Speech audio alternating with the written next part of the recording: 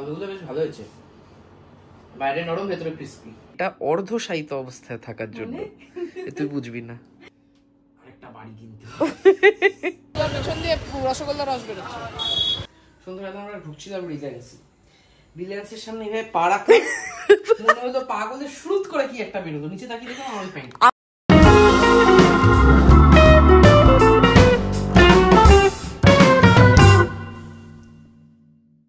High guys, good morning, welcome to our channel আর new vlog. আজকে আমার office যাওয়ার কথা ছিল, মানে কালকে পরশু আমাকে 3 দিন অফিসে যেতেই হতো, বাট কাল মাঝ রাত থেকে আমার পেটের অবস্থা এত খারাপ, মানে কালকে রাতে তো চূড়ান খেয়ে শুয়েছি। এবার সৌভিক আমাকে বলেছিল ছোটো কাপের 1 কাপ খেতে, আমি ওই আমার যে ব্লু মাগটা আছে ওটার আমি 1 কাপ খেয়েছি। তো বুঝতেই পারছো কী অবস্থা হতে পারে, মানে এরম অবস্থা সকালে 8টা সাড়ে 8টা থেকে আমি ওঠারও ক্ষমতা পাচ্ছিলাম না। তো যাই হোক, এখন একটু বেটার আছি। সকালে সঙ্গে ওয়ারেস করে দিয়ে গেছে, মানে ওপরে চলে গেছে কাজে। তো এই একটা বোতল ওয়ারেস, এরকমই একটা বোতলও করে রেখে গেছে, এটাই মাত্র আমি ভরে আনলাম আর 1 বোতল। তো ওই 1 বোতল পুরো ওয়ারেস খাওয়ার পর এখন একটু উঠে দাঁড়াতে পেরেছি, একটু বেটার লাগছে। বাট আজকে যে অফিসে যাই তার জন্য কী প্রবলেম হতে পারে সেটা কোনো আইডিয়া নেই। সামনেওয়ালাকে ফোন করলাম, যদি কিছু ম্যানেজ করতে পারে তো নয়, মানে এরকম একটা ব্যাপার হয়ে গেছে যে আজকে অফিসে আমাকে যেতেই হবে, কারণ আমাদের একটা ইন্ডাকশান চলে প্রত্যেক মাসে, ওই 3-4 দিন ওটা অ্যাটেন্ড করতে হয়। তার উপর আমাদের পে আউটের কিছুটা পোর্শন নিয়ে করে, মানে একটা পে আউট থাকে যে ওটা নয় কাটা যায়। তো ওইটা নিয়ে একটু টেনশনেই ছিলাম, বাট সৌভিক বললো যাই হয়ে যাক, মানে আজকে কোনোভাবেই অফিস যাওয়া আমাকে পসিবল ছিল, ও সৌভিকও না করলো। তো যাই হোক, দেখা যাক বিকেল মতো কী হয় কি না হয়। আর বিছানাটা চটজলদি গুছিয়ে ফেলি। আর ওই যে বড় যে পাশবালিশটা ছিল ওটা উপরে নিয়ে গেছে সৌভিক, আর উপরেরটা এখন নিচে নিয়ে এসেছি, এটাও কম বড় না। এখানে বিছানাটা আমি ঝাড়পোছ করে নিয়েছি। আজকে ওয়েদারটা দেখি কেমন, সেই রোদ উঠেছে। কালকে বৃষ্টি হওয়ার পর কিছু লাভের লাভ হলো না। ওপরটা ঠিক হওয়ার পর তো সৌভিক এখন ওপরে বসে, আমারও কাজ থাকলে আমি ওপরেই বসি, কিন্তু ওপরে প্রচুর পিঁপড়ে হয়েছে, তাই জন্য সব পিঁপড়েকে ধ্বংস করতে আমি এখন স্প্রে নিয়ে যাচ্ছি। ওদিকে নাকি প্রচুর পিঁপড়ে কামড়েছে, আর সকাল থেকে তো পুরো সৌভিকের সাথে একবারও দেখা হবেনি।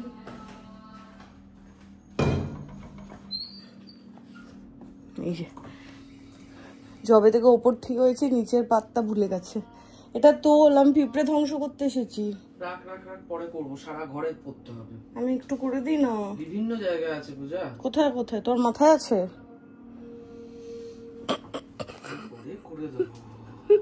আজকে অফিস যাওয়ার কথা ছিল, আজকে যে কি সমস্যা হয়েছে, আমার টাকা পয়সা কেটে নেবে, ওটাই বলছিলাম। যাই হোক, অফিস যাওয়ার কথা ছিল আমার, ঠিক ছিল আমি দুপুরবেলা যথারীতি এদিক ওদিক করে চালিয়ে নেব, আর দিদিকে বলা হয়েছিল রাত্রে আসতে।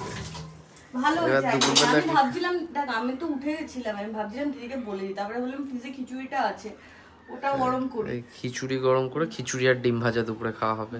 এখানে আমার খিচুড়ি গরম হয়ে গেছে, কিন্তু খিচুড়ির সাথে সেরকম ভাবে আজকে তরকারি কিছু নেই, তাই জন্য আমি একটু ডুমো করে আলু ভেজেছি, সৌভিকও পছন্দ করে, আমিও পছন্দ করি। আর এখানে অমলেটের জন্য পেঁয়াজ আর লঙ্কা কাটা হয়ে গেছে। আমার ওই ঝিরি আলু ভাজা একদম ভালো লাগে না, একটু ডুমো হলে আমার বেশ ভালো লাগে, আলু ফ্লেভারটা পাওয়া যায়। কিন্তু আমি আলু খেতে ওরকম ভালোবাসি না, বাট খেলে ওই 2-3টে এরকম মোটামোটাই ভালো লাগে। তো আলু ভেজে নেবো আর অমলেট। উপরেটা শেষ হয়ে গেছে, প্রচন্ড পিঁপড়ে হয়েছে।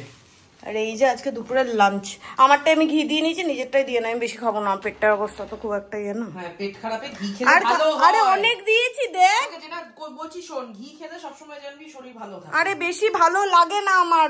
আলুগুলো বেশ ভালো হয়েছে, বাইরে নরম ভেতরে ক্রিস্পি। বাইরে নরম ভেতরে ক্রিস্পি, মানে বাইরেটা নরম ভেতরটা কচকচ করছে। হয়নি সেদ্ধ এত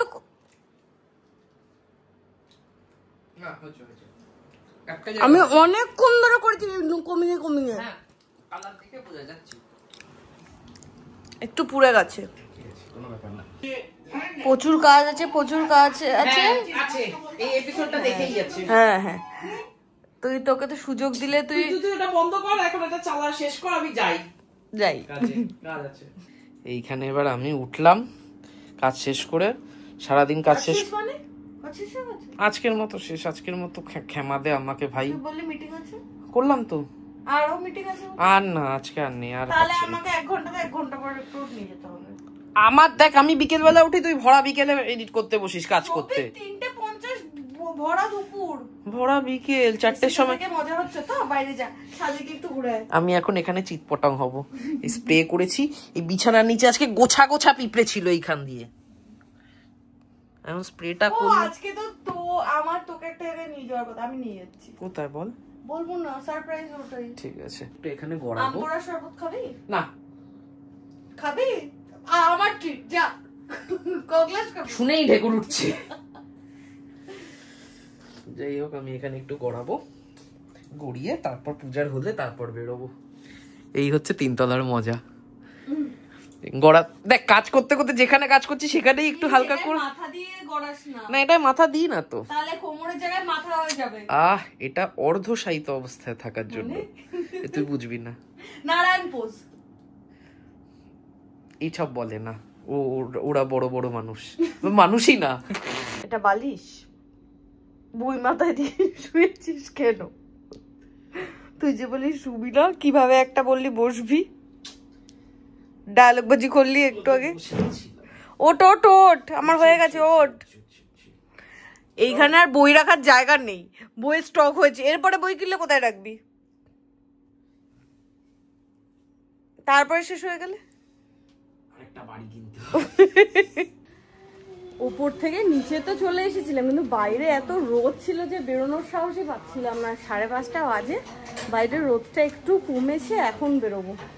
আর আজকে দিদি সকালে আসলে রাতে আসবে, তো আমাদের এনিহাও 7:30টার মধ্যে বাড়ি ঢুকতেই হবে, কারণ দিদি একা তো বাড়িতে থাকতে পারবে না ভূতের ভয়ে। আজকে যে জায়গাটা যাওয়ার মানে প্ল্যান আছে সেটা হচ্ছে আমাদের সূর্যসেনে জামাই ষষ্ঠীর মেলা বসে 1 মাস ধরে চলে, 20 মে থেকে 20 জুন পর্যন্ত চলবে। তো আজকে মেলার প্রথম দিন, ওটাই ভেবেছিলাম সৌভিককে সারপ্রাইজ দেবো, বাট বলে ফেললাম।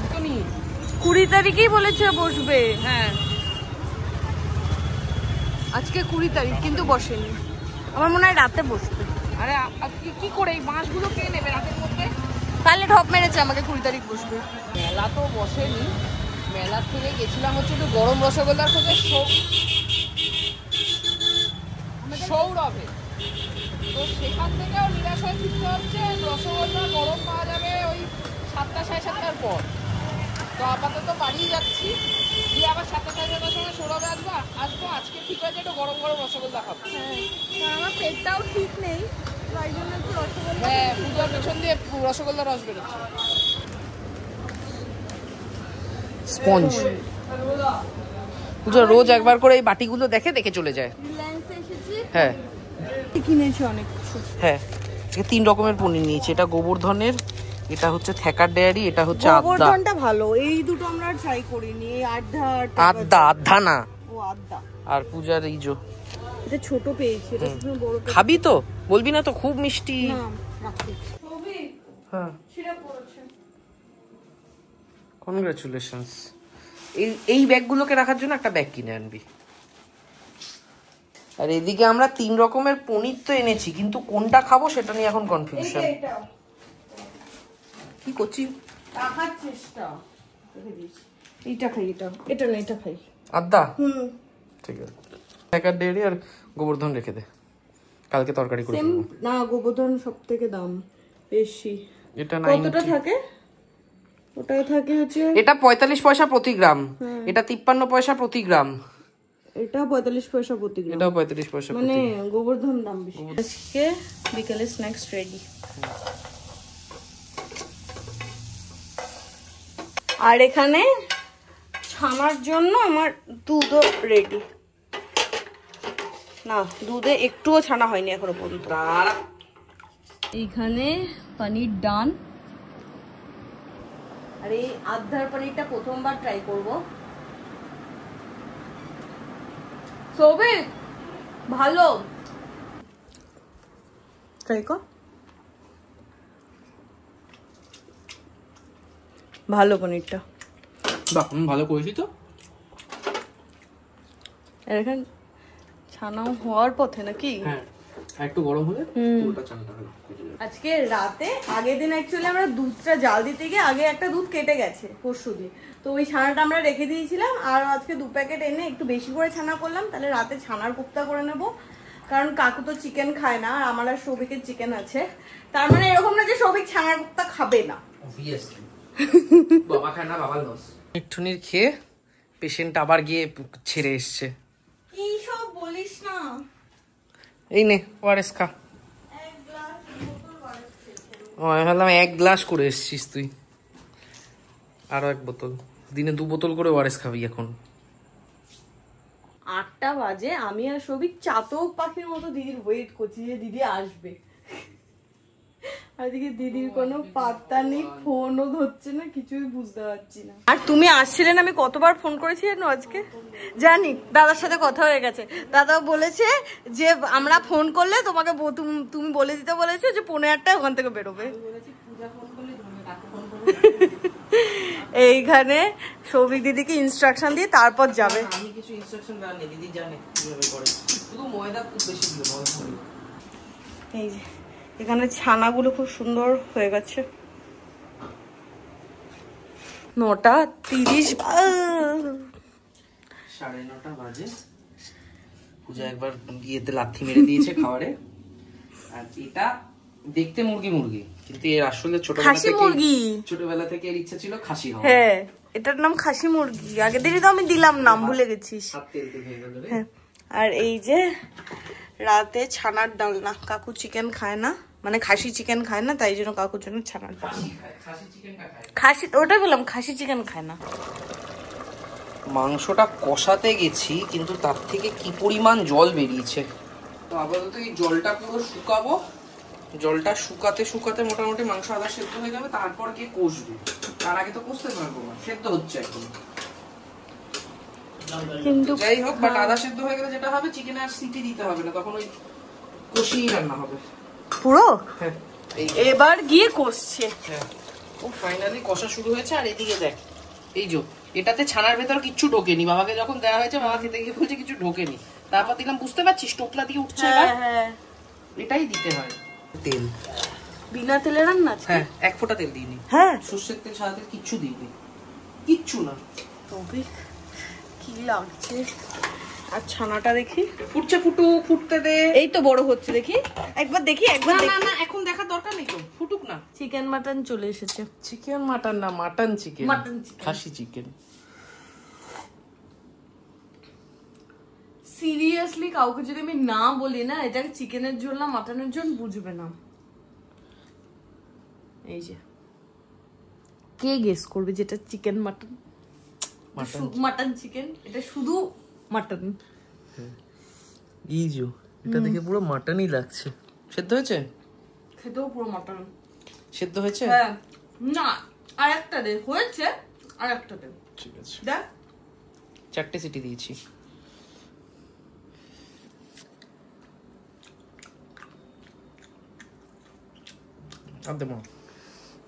এই যে খাসি চিকেন। এই পিসটা, এই যে এই পিসটা কেন? পাশেরটাও? হ্যাঁ, কে বলবে যে এটা খাসি চিকেন না? মানে খাসি চিকেন আলুগুলো না আগে ইয়ে করে দিয়েছি, ফুটু হয়ে গেছে, তুলে রেখে দিয়েছি আলাদা করে লাস্ট সিটিটা দেওয়ার আগে। আজকে রাতে 2টো আইটেম হচ্ছে, 2টো আইটেমই আমার আর সৌভিকের হট ফেভারিট। এই যে ফোকাস হচ্ছে না, ফোকাস হচ্ছে যে ছানা। ছানা ডালনাটা দিয়ে ভালো করে। দিদি নিরামিষ তরকারি খারাপ করে না, পরিমাণ বলে দিলে আমিষও খারাপ করে না। কিন্তু আমি দাঁড়িয়ে বলে দিয়েছি কতটা আদা টমেটো পড়বে। যারই পাতলা ঝোল হোক, লেবু মাস্ট। আজকে আমি একটা গোটা লেবু কেটেছি যাতে কোনো লেবু ক্রাইসিস না হয়। আর এই আলুটা এই যে পুরো পুতু পুতু হয়েছে।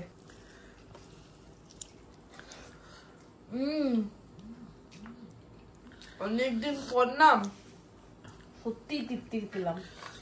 এই যে উপর দিয়ে যে আমি একটা জিনিস দেখাতে চাই আগে, এই যে মাংসের কালার আর উপর দিয়ে যে তেলটা বেরিয়েছে পুরোটা মুরগির। হ্যাঁ, আজকে তো কোনো তেলই দিস। অন্যদিনও সব মাখিয়েই বসিয়ে দিই, বাট অন্যান্য দিন মাখানোর মধ্যে তেলও দিই। আজকে একটু তেল অ্যাডই করিনি। মুরগিটা যে ইয়ে থেকে তুলছি, মানে আগের দিন দিলীপ কাকু কাটতে কাটতেও বলছিল হাত পুরো তেল তেল করছে, আর আমি যে ধুয়ে তারপর ওই পাত্রটা থেকে তুলে যে এতে দিচ্ছি, প্রেসার কুকারে দিচ্ছি, তাতেই আমার হাত পুরো তেল তেল। দিলীপ কাকু জবে থেকে বুঝেছে যে আমরা দেশির ভক্ত, আমাদের সেরা দেশি খাওয়ায়। আমি গুড়গাঁও থেকে সে মিস করছিলাম, তোকে কতবার বলছিলাম মনে কর। গুড়গাঁওতেই পাওয়া যায়, বলছিলাম না পাওয়া যায়, ধৈর্য ধর। হ্যাঁ